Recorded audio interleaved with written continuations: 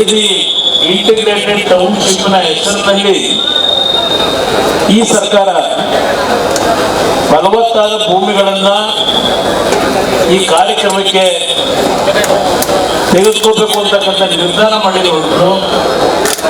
ಪ್ರಥಮವಾಗಿ ಈ ಒಂದು ಭಾಗದ ಸುಮಾರು 150ಕ್ಕೂ ಹೆಚ್ಚಿನ ಜನ ನನ್ನ ಎದುರುಗಡೆ ಇರ್ತಕ್ಕಂಥ ನಮ್ಮ ತೋಟಕ್ಕೆ ಬಂದು ನಿಮ್ಮ ಬೆಂಬಲವನ್ನ ನಮಗೆ ನೀಡಬೇಕು, ಇವತ್ತು ನಮ್ಮ ರೈತರನ್ನ ಬೀದಿಗೆ ತರಲಿಕ್ಕೆ ಹೊರಟಿದ್ದಾರೆ ಅಂತಕ್ಕಂಥ ಒಂದು ಮನವಿಯನ್ನ ಮಾಡಿದ ಮೇಲೆ ನಾನು ನಿಮ್ಮ ಜೊತೆಯಲ್ಲಿದ್ದೇನೆ, ಧೈರ್ಯವಾಗಿ ನಿಮ್ಮ ಹೋರಾಟ ಮುಂದುವರಿಸಿ ಅಂತಕ್ಕಂಥದ್ದನ್ನ ಹೇಳಿದ್ದೆ.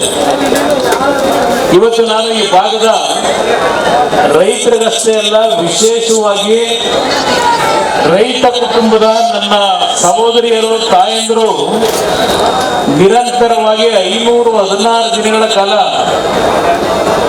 ಯಾವುದೇ ರೀತಿಯ ಬೆದರಿಕೆಗಳಿಗೆ, ಯಾವುದೇ ರೀತಿಯ ಒಂದು ವಿಕೋಪದಲ್ಲಿ, ಇಲ್ಲಿ ಮಳೆ ಆದಾಗ, ಬಿಸಿಲಿದ್ದಾಗ ಯಾವುದನ್ನು ಲೆಕ್ಕಿಸದೆ ನಿರಂತರವಾಗಿ ನನ್ನ ತಾಯಂದಿರು ಇಲ್ಲಿ ಹೋರಾಟ ಮಾಡಿದ್ದೆ. ಪ್ರಥಮವಾಗಿ ನಿಮ್ಮ ಹೋರಾಟಕ್ಕೆ ನನ್ನ ವಿಶೇಷವಾಗಿ ನನ್ನ ಸಹೋದರಿಯರು ತಾಯಂದಿರು ಈ ಭಾಗದಲ್ಲಿ ನಿಂತಿದೆ. ನಿಮ್ಮ ಒಂದು ಕುಟುಂಬದ ಆಸ್ತಿಗಳನ್ನು ಉಳಿಸ್ಕೋಬೇಕು ಅಂತ ಹೇಳಿ ನಿಮ್ಮ ಒಂದು ದಿಟ್ಟ ನಿಲುವೇನಿದೆ, ಅದಕ್ಕೆ ನಾನು ಪ್ರಥಮವಾಗಿ ನನ್ನ ತಾಯಂದರಿಗೆ, ಸಹೋದರಿಯರಿಗೆ ವಿಶೇಷವಾಗಿ ನನ್ನ ಕೃತಜ್ಞತೆಗಳನ್ನ, ಅಭಿನಂದನೆಗಳನ್ನ ಸಲ್ಲಿಸ್ತೇನೆ. ಇವತ್ತು ನಾವು ಇಲ್ಲಿ ಬಂದಿರತಕ್ಕಂಥದ್ದು ಯಾವುದೋ ಒಂದು ನಮ್ಮ ರಾಜಕೀಯದ ಸ್ವಾರ್ಥಕ್ಕಲ್ಲ. ನೀವೇನು 516 ದಿನಗಳಿಂದ ನಿಮ್ಮ ಹೋರಾಟ ಮಾಡ್ತಾ ಇದ್ದೀರಿ, ನಿಮ್ಮ ಹೋರಾಟವನ್ನು ಇವತ್ತು ಗೌರವಿಸ್ತೇ. ಈಗಿನ ಸರ್ಕಾರ ಈ ಭಾಗದ ಶಾಸಕರ ನಡವಳಿಕೆಗಳನ್ನ ಏನು ನೋಡ್ತಾ ಇದ್ದೇವೆ, ಆ ಹಿನ್ನೆಲೆಯಲ್ಲಿ ಇವತ್ತಿನ ದಿನ ಪಾದಯಾತ್ರೆಯ ಕಾರ್ಯಕ್ರಮವನ್ನು ನಿಗದಿ ಮಾಡಿದ್ದು ನಮ್ಮ ಅಶೋಕಣ್ಣ ಅವರಿಗೆ ಬಂದಿದ್ದಾರೆ. ಇವತ್ತು ರಾಜ್ಯದಲ್ಲಿ ಅಧಿಕೃತ ವಿರೋಧ ಪಕ್ಷದ ನಾಯಕರಾಗಿ ಪ್ರತಿನಿಧಿಸ್ತಾ ಇದ್ದಕ್ಕಂಥದ್ದೇನಿದೆ, ಬಿಜೆಪಿಯ ನಾಯಕರೇನಿದ್ದಾರೆ, ನಮ್ಮ ಪಕ್ಷದ ಸುರೇಶ್ ಬಾಬು ಅವರ ಜೊತೆಯಲ್ಲಿ ನಮ್ಮ ಪಕ್ಷದ ಎಲ್ಲಾ ಶಾಸಕ ಮಿತ್ರರು, ಮಾಜಿ ಶಾಸಕ ಮಿತ್ರರು, ಯಾಕೆಂದ್ರೆ ಎಲ್ಲರೂ ಇದ್ದಾರೆ. ನಮ್ಮ ಮಂಡ್ಯ ಜಿಲ್ಲೆಯ ಎಲ್ಲಾ ನಾಯಕರು ಇದ್ದಾರೆ. ಒಬ್ಬೊಬ್ಬರ ಹೆಸರನ್ನ ಹೇಳಲಿಕ್ಕೆ ಹೋದ್ರೆ ಸಮಯ ಆಗ್ತದೆ. ಪಕ್ಕದ ಚಿಕ್ಕಬಳ್ಳಾಪುರದಿಂದ ಬಂದಿದ್ದೀರಿ, ತುಮಕೂರು ಜಿಲ್ಲೆಯಿಂದ ಬಂದಿದ್ದೀರಿ, ಚಿತ್ರದುರ್ಗದ ನಮ್ಮ ರೈತರು ಕಾಣ್ತಾ ಇದ್ದೀರಿ, ಇಲ್ಲಿ ಎಲ್ಲ ಕಡೆಯಿಂದ ಬಂದಿದ್ದಾರೆ. ನಿಮ್ಮ ಈ ಒಂದು ಬೆಂಬಲಕ್ಕೆ ನನ್ನ ಈ ಭಾಗದ, ನನಗೆ ರಾಜಕೀಯವಾಗಿ ಜನ್ಮ ಕೊಟ್ಟಿರ್ತಕ್ಕಂಥ ಈ ಜಿಲ್ಲೆಯ ಜನರ ಪರವಾಗಿ ಇವತ್ತು ನೀವೆಲ್ಲ ಇಲ್ಲೇನು ಸಾವಿರಾರು ಸಂಖ್ಯೆಯಲ್ಲಿ ನೆರೆದಿದ್ದೀರಿ ಬೆಳಗ್ಗೆಯಿಂದ, ನಿಮಗೆಲ್ಲರಿಗೂ ನನ್ನ ಕೃತಜ್ಞತೆಗಳು, ನನ್ನ ರೈತ ಬಾಂಧವರು, ನನ್ನ ತಾಯಂದಿರ ಪರವಾಗಿ. ಇವತ್ತು ಈ ಬಿಡದಿಯ ಒಂದು ಯೋಜನೆ ಏನಿದೆ, ಕಾಂಗ್ರೆಸ್ ನಾಯಕರುಗಳು ನಮ್ಮ ಮೇಲೆ ದೋಷ ಕೊಡ್ತಾ ಇದ್ದಾರೆ. ಬಹುಶಃ ಯಾರಾದರೂ 2006ರಲ್ಲಿ ಹಿರಿಯರು ಈ ಭಾಗದಲ್ಲಿ ಇನ್ನೂ ಉಳಿದಿದ್ರೆ ಅವರಿಗೆ ವಿಷಯ ಗೊತ್ತಿದೆ. ಬಹುಶಃ 2006 ಈ ಒಂದು ಯೋಜನೆ ಪ್ರಾರಂಭ ಮಾಡಬೇಕು ಅಂತಕ್ಕಂಥದ್ದು ನಾವೇನಿಟ್ಟಿರಲಿಲ್ಲ.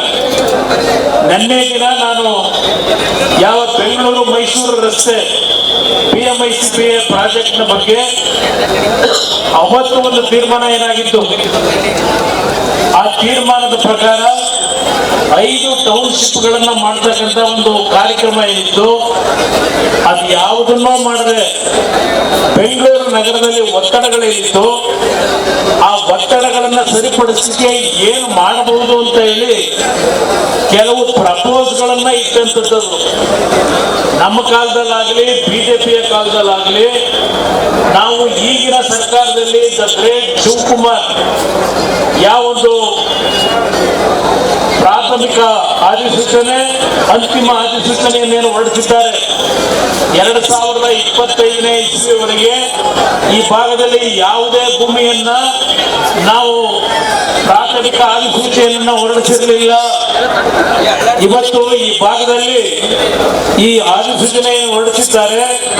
ಈಗ ಬರಬೇಕಾದ್ರೆ ಒಂದು ಸಂದೇಶ ನೋಡಿದೆ, ಈ ಸಂದೇಶದಲ್ಲಿ ಮುಖ್ಯಮಂತ್ರಿಗಳು ಇವತ್ತು ಹೇಳಿದ್ದಾರೆ, ನಾನು ಈ ಭಾಗದ ರೈತ ಬಂಧುಗಳಿಗೆ ಮನವಿ ಮಾಡ್ತೇನೆ, ಈ ವಿದೇಶಗಳಲ್ಲಿರ್ತಕ್ಕಂಥ ಇಂಟರ್ನ್ಯಾಷನಲ್ ರಸ್ತೆಗಳು, ಉದ್ಯಾನವನ, ದೊಡ್ಡ ದೊಡ್ಡ ಕಾರ್ಖಾನೆಗಳು, ದೊಡ್ಡ ದೊಡ್ಡ ಬಿಲ್ಡಿಂಗ್ಗಳನ್ನ ಕಟ್ಟಿ ಈ ಭಾಗದ ಜನರ ಬದುಕಿಗೆ, ಈ ಭಾಗದ ಯುವಕರಿಗೆ ಉದ್ಯೋಗವನ್ನು ಕೊಡ್ತೀವಿ ಅಂತಕ್ಕಂಥ ಒಂದು ಸಂದೇಶ ಕೊಟ್ಟಿದ್ದಾರೆ. ಈಗೇನು 2 ಕೋಟಿ ಹಣ ನಿಗದಿಯಾಗಿತ್ತು, ಇವತ್ತಿನ ಸಂದೇಶದಲ್ಲಿ ನಿಮ್ಮ ಟಿವಿ ಇದರಲ್ಲಿ ನೋಡಿ ಫೋನ್ಗಳಲ್ಲಿ 2 ಕೋಟಿಯಿಂದ 3 ಕೋಟಿ ಹೋಗೋರೀಗ. ಇದೇನು ಚೌಕಾಶಿ ವ್ಯಾಪಾರವಾ? ಚೌಕಾಶಿ ವ್ಯಾಪಾರವಾ? ಇಲ್ಲಿ ಪಾಪ ಕನಕಪುರದವರು ದಲಿತ ಮುಖಂಡರು ಬಂದಿದ್ದಾರೆ. ನೀವು ಪೊಲೀಸ್ ಅಧಿಕಾರಿಗಳೇ ಆಗಿದ್ದೀರಲ್ವಾ?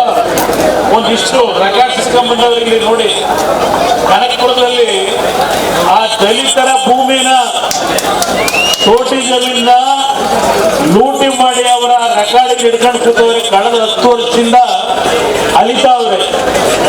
ಇದು ಈ ಮಹಾನುಭಾವ ಮಾಡಿರೋದು. ಇದು ಸುಮ್ಮನೆ ಇಲ್ಲಿ ಬಂದಿರೋದು ಹೇಳ್ತಾ ಇದ್ದೀನಿ ನಮ್ಮ ರೈತ ಬಂಧುಗಳಿಗೆ.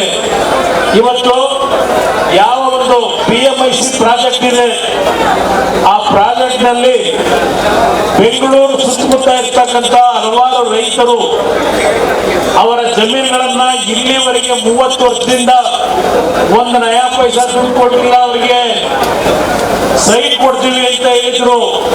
4,000 ಕುಟುಂಬಕ್ಕೆ ಇನ್ನೂ ಸೈಟ್ ಕೊಟ್ಟಿಲ್ಲ. 30 ಕಾರ್ಯಕ್ರಮ. ಶಿವಕುಮಾರ್ ಅವರೇ, ನೀವೇ PMICPA ಅಂತ ಹೇಳಿ ಅಥಾರಿಟಿ ಮಾಡಿ, ಆ ಅಥಾರಿಟಿಯ ಅಧ್ಯಕ್ಷರು ಆ PMIC ಪ್ರಾಜೆಕ್ಟ್ಗೆ ಏನಪ್ಪ ಮಾಡಿತ್ತು ನೀವು? ಅದನ್ನೇ ಮುಂದೆ ನಾವು ಕೇಳ್ತಾ ಇರೋದು. ಇವತ್ತು 5 ಟೌನ್ಶಿಪ್ ಮನೆ ಹಾಳಾಗೋಗ್ಲಿ, ಬೆಂಗಳೂರು ಸುತ್ತಮುತ್ತ ರೈತರನ್ನ ಒಕ್ಕಲೆಬ್ಬಿಸಿ ಪೊಲೀಸ್ ಲಾಠಿ ಚಾರ್ಜ್ ಮಾಡಿ ಹಲವಾರು ಬಡ ರೈತ ಕುಟುಂಬದ ಹಲವಾರು ಯುವಕರನ್ನ ಜೈಲಿಗೆ ಕಳಿಸಿ ಇವತ್ತಲ್ಲಿ ಜಮೀನು ಲೂಟಿ ಮಾಡಿದ್ದೀರಲ್ಲ. ಇಲ್ಲಿ ಹೊಸಕೆರೆಯಲ್ಲಿ ಹತ್ರ ನಮ್ಮ ಈ ಭಾಗದ ನಮ್ಮ ಯುವಕರು ಯಾರಾದ್ರೂ ಓಡಾಟ ಮಾಡಿದ್ರೆ, ಹೊಸಕೆರೆಯಲ್ಲಿ ಗೇಟ್ ಇದೆಯಲ್ಲ, ಯಾವೊಂದು ಟೋಲ್ ಗೇಟು, ಅದ್ರ ಪಕ್ಕದಲ್ಲಿ ಎದ್ದಿದೆ ನೋಡಿ, ಶೋಭಾ ಶೋಭಾ ಶೋಭಾ. ಯಾಕಪ್ಪ ಅದು? ಅದು ನಿಮಗೆ ಮಾಡ್ಲಿಕ್ಕೆ NOC ಕೊಡ್ತಾನೆ. ಇವರಪ್ಪನ ಮನೆಗೆ ಕೊಟ್ಟ ಅನೇಶ್ ಕಂಪನಿಯವರು